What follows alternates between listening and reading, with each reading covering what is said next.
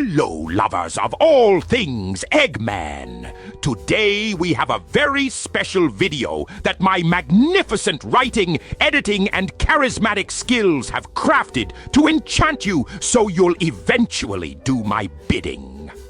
It's regarding a very famous band many of you might know called the Beach Boys. A therapist named Eugene Landy masterfully manipulated the band's leader, Brian Wilson. There's a lot we can learn from him.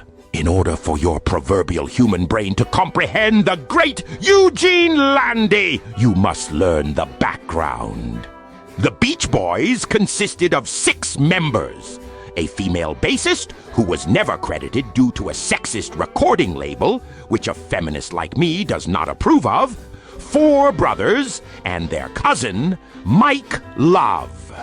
Mike Love is frequently vilified, being seen as the enemy of the Beach Boys. I have great respect for him as well. He ascertained credit for the labor of Brian Wilson, who is known as the mastermind behind the group, which I personally know is a complete lie.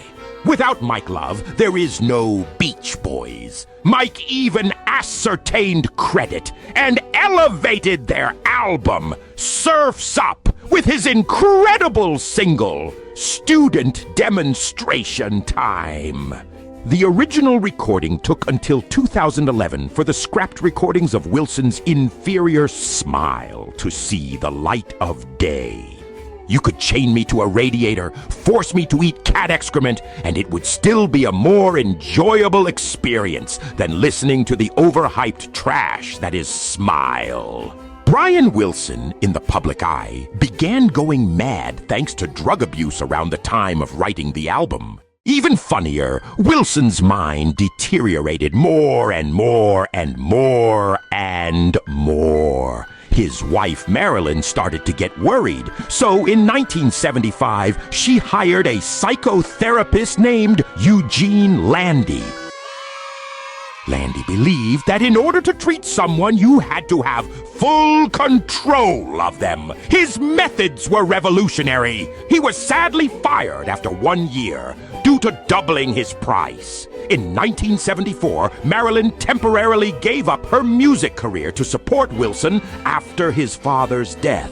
In 1979, Wilson tried to give their daughter drugs, and Marilyn quickly divorced him. Wilson crossed a line that the great Landy would never have let him cross.